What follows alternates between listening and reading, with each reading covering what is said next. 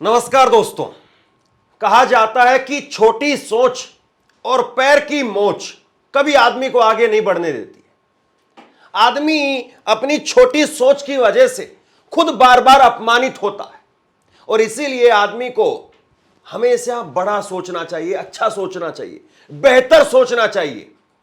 लेकिन योगी आदित्यनाथ के साथ में ना जाने क्या बड़ी मुसीबत है, उनके साथ में ना जाने क्या समस्या है कि बार बार जब भी वो अपना मुंह खोलते हैं खुद अपमानित हो जाते हैं, खुद अपनी बेइज्जती करवा बैठते हैं योगी आदित्यनाथ। अब वो इंडिया टुडे के कॉन्क्लेव पर थे, दिल्ली पहुंचे हुए थे योगी आदित्यनाथ और दिल्ली पहुंच करके आज तक के कार्यक्रम में जो उन्होंने अपना मुंह खोल करके अपने अंदर के विचारों को सामने रखा, लोगों के सामने रखा, उनको अगर आप सुनेंगे तो आप कहेंगे कि महाराज योगी आदित्यनाथ थोड़ा बहुत तो दिमाग लगाइए, क्यों अपनी भद पिटवा रहे हैं, क्यों बेइज्जती करवा रहे हैं? अपना नहीं तो कम से कम अपने पद का तो सम्मान करिए, उसका तो ख्याल करिए कि आप एक मुख्यमंत्री हैं। क्या कहा योगी आदित्यनाथ ने, जरा इस बात को समझिए। योगी आदित्यनाथ की एक छोटी सी क्लिप मैं आपको सुनाता हूं जो उस इंटरव्यू की है। वो कह रहे हैं कि प्रयागराज के अंदर जो 4 लाख अलग अलग प्रतियोगिताओं की तैयारी करने वाले लड़के हैं, यानी कोचिंग लेने वाले जो लड़के हैं, उन्होंने बाइक खरीदी, बाइक खरीद करके उन्होंने खूब पैसा बनाया और इतना पैसा बना लिया कि अपनी बाइक का खर्चा भी निकाल लिया और जो है पैसा उनके पास बच भी गया। अब उनके इस बयान पर खूब उनकी थू-थू हो रही है और हो क्यों रही है यह भी मैं आपको बताऊंगा। दूसरा, योगी आदित्यनाथ ने अपने इसी इंटरव्यू में संबल के सीईओ, जिसमें वो कह रहे हैं कि भाई आप जुम्मे के दिन मत बाहर निकलिए, जुम्मा 52 बार आता है, होली 1 बार आती है। इस पर योगी आदित्यनाथ ने न केवल उस अफसर का बचाव किया है बल्कि खुद भी बेशर्मी बढ़ाई है। खुद भी योगी आदित्यनाथ ने खूब बेशर्मी यहां पर अपनी दिखाई है, उस पर भी बात करेंगे। लेकिन सबसे पहले जरा ये बाइक वाले पर बात कर लेते हैं। एक बार जरा छोटा सा क्लिप आप सुनिए और आपको क्या समझ में आया। योगी आदित्यनाथ यहां पर कह रहे हैं कि 4 लाख प्रयागराज के अंदर वो पढ़ाई करने वाले, कोचिंग करने वाले जो छात्र थे, उन्होंने बाइक खरीद ली और बाइक खरीद करके खूब पैसा कमाया है। अब इस पर बड़ी थू-थू हो रही है और क्यों हो रही है, पहले छोटा सा क्लिप सुनिए, उसके बाद मैं आपको बताता हूं। प्रयागराज में 4 लाख छात्र जो प्रतियोगी परीक्षाओं की तैयारी करते हैं, आप आश्चर्य करेंगे, उन सभी 4 लाख छात्रों ने अपनी जो नई बाइक खरीदी होगी उसका खर्चा निकाल दिया। पूरा जितना उन्होंने खरीदा था उससे ज्यादा उन्होंने उससे कमा लिया। अब बताइए आप, मतलब इतनी छोटी सोच कैसे हो सकती है मुख्यमंत्री की? मुख्यमंत्री साहब कोई अपने बच्चे को पेट काट करके, पैसा जोड़ जोड़ करके कोचिंग लेने के लिए भेजता है ना, तो पढ़ने के लिए भेजता है। इसके लिए नहीं कि वो रिक्शा ढोए वहां पर, रिक्शे की तरीके से सवारी ढो ढो करके पैसा कमाए वहां पर, इसलिए नहीं भेजता है। आप नौकरियां नहीं निकाल रहे हैं, वो बच्चे वहां पर लगातार बेरोजगार हो रहे हैं, ओवरेज हो रहे हैं, वो बच्चे वहां पर पड़े हुए हैं। अगर आप नौकरी निकालते, बच्चों को रोजगार मिलता, तो वो ये देखते कि अगले 2 महीने के अंदर अंदर मेरा पेपर होना है और मुझे तैयारी करनी है, मुझे रिक्शा नहीं चलाना है, मुझे बाइक लेकर के उसको सवारी ढोने वाला, मेरे को एक मजदूर नहीं बनना है, मेरे को आईएएस बनना है, मेरे को आईपीएस बनना है, मेरे को एसएससी क्लियर करनी है, यूपीएससी क्लियर करनी है मुझे। उसके दिमाग में, जहन में ये होता, क्योंकि आपने अब रोजगार दिया नहीं है। निकट भविष्य में नौकरियों को कोई जो दिखाई नहीं देता कि 2 महीने के अंदर अंदर कोई परीक्षा हो रही है, 4 महीने में कोई परीक्षा होने वाली है, ये कोई दिखाई नहीं दे रहा है। तो कुछ लोगों को शायद हो सकता है कि लगा हो कि चलिए कुछ खर्चा पानी निकल जाएगा, हो सकता है कि कुछ लोगों ने ऐसा काम किया। लेकिन वहां के ज्यादातर जो छात्र हैं प्रयागराज के, उन्होंने ऐसा काम नहीं किया। आपने बदनाम कर दिया उस पूरे शहर को, आपने प्रयागराज को बदनाम कर दिया, वहां के लोगों को बदनाम कर दिया आपने। अब जरा बताइए आप, कोई अगर फ्री में सेवा दे रहा था, ऐसे देखिए जरा, ये फोटो देखिए आप, इस तरीके से अपनी बाइक पर पोस्टर लगा करके कुछ लोगों ने वहां पर फ्री सेवा देने का काम किया है। आपने तो बदनाम कर दिया इन लोगों को। भाई हम देखते हैं कि कहीं पर कावड़ के लिए कोई लोग जाते हैं, या कहीं पर कोई खाटू श्याम जा रहा है, कोई जा रहा है, या कहीं और जा रहा है कोई व्यक्ति, तो लोग क्या रास्ते में सीवर नहीं लगाते हैं? खूब लगाते हैं। धर्म और जो सीवर लगाने की जो हैसियत नहीं रखता है, जिसके पास में उतना पैसा नहीं है, वो वैसे जाकर के सेवा भाव से काम करता है। तो आपने तो बदनाम कर दिया उन सब लोगों को। इलाहाबाद के प्रयागराज के लोगों को बदनाम कर दिया। और उल्टा वहां पर स्थानीय पत्रकार बता रहे हैं कि 500 बाइक वो जब्त की गई हैं, क्योंकि बाइकर्स जो है वो मनमाना पैसा वसूल करने का काम कर रहे थे। देखिए जरा, मैं आपको कमेंट दिखा देता हूं। ये पत्रकार है वहां पर राजेश साहू, और इन्होंने ट्वीट किया है कि प्रयागराज में पढ़ने वाले लड़कों में 2% भी ऐसे नहीं रहे जो कुंभ में बाइक चला रहे थे। ज्यादातर लड़के आसपास के गांव से आए थे। इलाहाबाद यूनिवर्सिटी के हमारे कुछ साथी चला रहे थे, लेकिन सेवा मुफ्त थी। और इसके बाद में एक भक्त जो है वो आए इनसे पूछने के लिए, मनोज शर्मा ने कहा कि हमारी कुछ समझ में नहीं आ रहा है, मुख्यमंत्री जी की बात पर विश्वास करें या आप जो लिखे हो, कंफ्यूजन ही कंफ्यूजन है। इस पर राजेश साहू ने लिखा है कि प्रतियोगी छात्रों को बाइकर्स कहना गलत है, क्योंकि बाइकर्स गैंग ने प्रयागराज में श्रद्धालुओं से जम करके वसूली की है, इसीलिए प्रशासन ने 500 बाइकर्स की गाड़ियां सील भी की है। अब पुलिस वालों को तो आप जानते हैं, ज्यादातर, अब मैं इसमें जो जनरलाइज नहीं कर रहा हूं, ज्यादातर जो है पुलिस वालों की ये नियत रहती, जहां पैसा है वहां पर पहुंच जाए और वहां से पैसा कमाए। अब जाहिर सी बात है, अगर जो लड़के कमर्शियल काम कर रहे थे, जो वहां पर चक्कर लगा रहे थे सुबह से लेकर के शाम तक, तो पुलिस वालों की निगाह में आ जाता है। जो पुलिस वाला वहां पर चौक पर खड़ा है, चौराहे पर खड़ा है, वो देख लेता है कि ये लड़का जो है चौथी बार लेकर के आया, अभी 5वीं बार चक्कर मार रहा है लड़का, उससे पैसा ऐंठते हैं वो। निकाल बाबू निकाल, सुबह से 10 चक्कर लगा ली तूने, निकाल 2000 रुपए निकाल। और जो नहीं निकाल रहा उसकी गाड़ी सील कर दी। जो पैसा 2000 पुलिस वालों को दे रहा है, अब अगर योग्यादित्यनाथ के हिसाब से इन लड़कों ने पैसा कमाया तो पुलिस ने कितना पैसा कमाया होगा, वो बात नहीं कर रहे हैं। दूसरी एक बात मैं आपसे जानना चाहता हूं, आप ये बताइए कि आप अपनी जमा पूंजी लगा करके अपने लड़के को अमेरिका भेजते हैं, इंग्लैंड भेजते हैं कि भाई जाओ वहां पर पढ़ाई करो, नौकरी करो, किसी सॉफ्टवेयर कंपनी में जाकर के काम करो। आपने अपनी 40-50 लाख रुपए की जो पूंजी थी उसको अपने लड़के पर लगा दिया। आपने अपना खेत बेच दिया, खेत बेच करके लड़के को इंग्लैंड अमेरिका भेज दिया, और पता चला कि लड़का वहां जाकर के, अमेरिका में जाकर के, इंग्लैंड में जाकर के कच्चे धोने का काम कर रहा है। वो किसी अंग्रेज के वहां पर कच्चे धो रहा है, उसके बच्चे की वहां पर पोटी साफ करवा रहा है और वहां से पैसा कमा रहा है। आपको क्या लगेगा? आपको लगेगा कि रे यही काम करना था तो यहीं रह जाता, हमारे यहां क्या खेत में कमी थी, हमारे यहां खेत भी था, खाने को भी था, यही अगर वहां पर काम करना था तुझे तो यहां कर लेता। वहां गया है, अमेरिका गया है, इंग्लैंड गया है, लंदन गया है, यूरोप गया है, तो वहां जाकर के कुछ टेक्निकल काम कर भाई। अब बताइए, कोई आदमी, कोई लड़का जो है वो कहीं पर काम कर रहा है और आपको बताया गया है कि फला लड़का जो है वो किसी कंपनी फैक्ट्री में लगा हुआ है, मैनेजर है वहां पर, और फिर आपको पता चलता है नहीं नहीं भाई वो लड़का तो जो है वो मुरादाबाद में, लखनऊ में या फिर दिल्ली के अंदर ई रिक्शा चलाता है। आप 2 मिनट के अंदर सगाई तोड़ करके आ जाएंगे।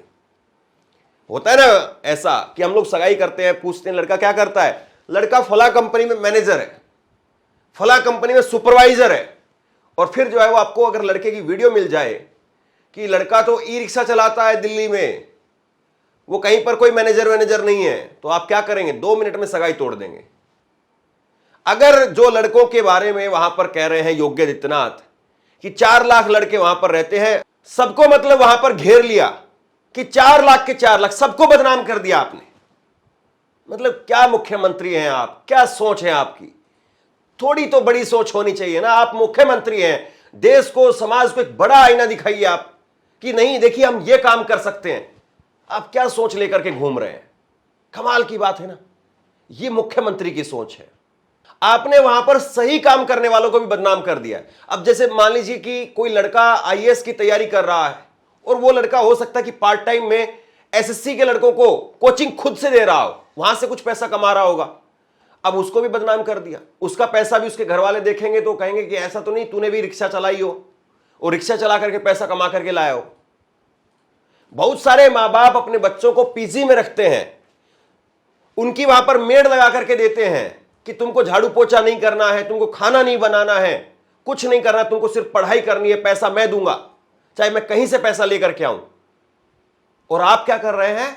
आप लड़कों को कह रहे हैं कि नहीं भाई ई रिक्शा चलाओ, रिक्शा चलाओ, बाइक चलाओ, उससे जो पैसा कमाओ। और उल्टा इसका नेगेटिव पता है क्या होता है? अगर किसी को किसी दूसरे सोर्स से पैसा आने लग जाए तो मेन सोर्स के लिए काम करना छोड़ देता है।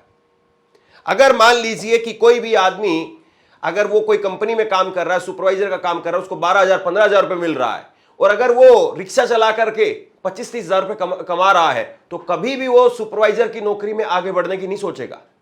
वो उल्टा रिक्शा के मामले में आगे बढ़ने की सोचेगा।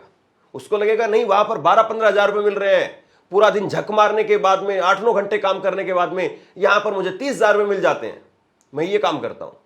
लेकिन 30 हजार वाली नौकरी जो है वो एक वक्त के बाद में धीरे धीरे कम होती चली जाएगी। लेकिन 12-15 हजार वाली नौकरी, अगर आप अपने आप में स्किल को डेवलप करेंगे, तो आप 12-15 हजार रुपए आज कमा रहे हैं, कल 25-30 हजार कमाएंगे, फिर उसके बाद 35-50 हजार रुपए कमाएंगे, फिर लाख 2 लाख रुपए कमाएंगे, 2 करोड़ 5 करोड़ रुपए कमाएंगे। हर चीज में दुनिया भर का जो है स्कोप है, आपके ऊपर डिपेंड करता है कि आप कहां तक जो उस चीज को लेकर के जाते हैं। खैर, ये तो मोटिवेशनल बातें हो जाएंगी। अब दूसरी बात पर आते हैं। योगी आदित्यनाथ ने वहां पर अपने सीईओ अनुज चौधरी, उसका जो है बचाव किया। योगी आदित्यनाथ कह रहे हैं कि सीईओ अनुज चौधरी ने जो कुछ कहा है उसमें कोई गलत नहीं है। होली जो है वो एक बार आती है और जुम्मा जो है वो साल में 52 बार आता है। अगर किसी को नमाज पढ़नी है तो 2 बजे के बाद में पढ़े और 2 बजे तक होली खेलने दे, ये योगी आदित्यनाथ कह रहे हैं।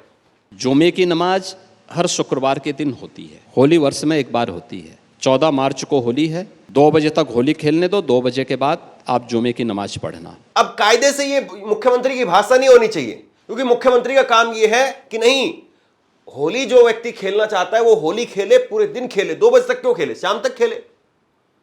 और जिसको नमाज पढ़नी हो नमाज पढ़ने के लिए जाए।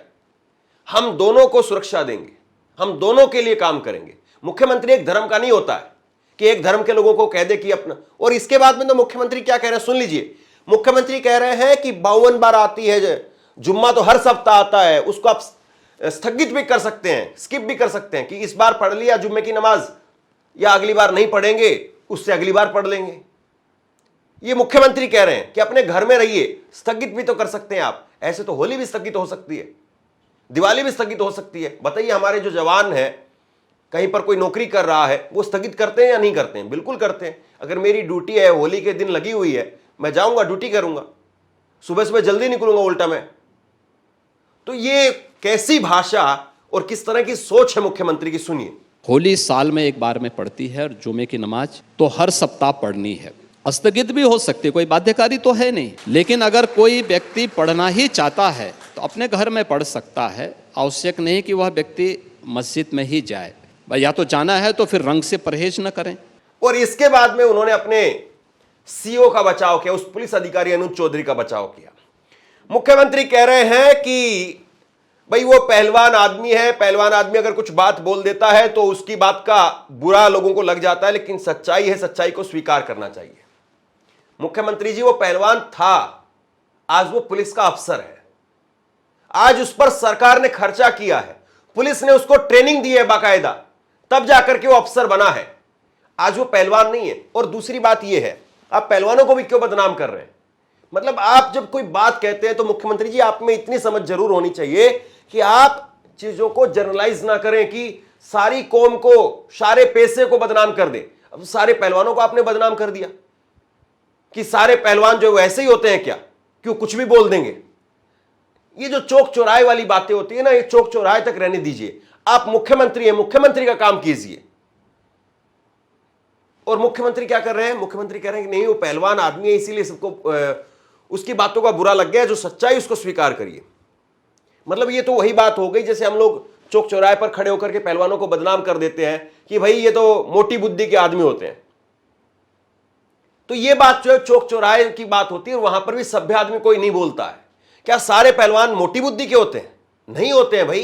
पहलवानों में क्या अकल नहीं होती है? होती है भाई। और आजकल पहलवानी जो है बड़ी टेक्निक का खेल हो गया है। पहलवानी जो है वो एक वक्त में रेत मिट्टी का खेल था, आजकल मैट पर पहलवानी होती है, टेक्निक होती है, दावपेच होते हैं, राउंड होते हैं, नियम होते हैं, कायदे होते हैं, पढ़ना पड़ता है।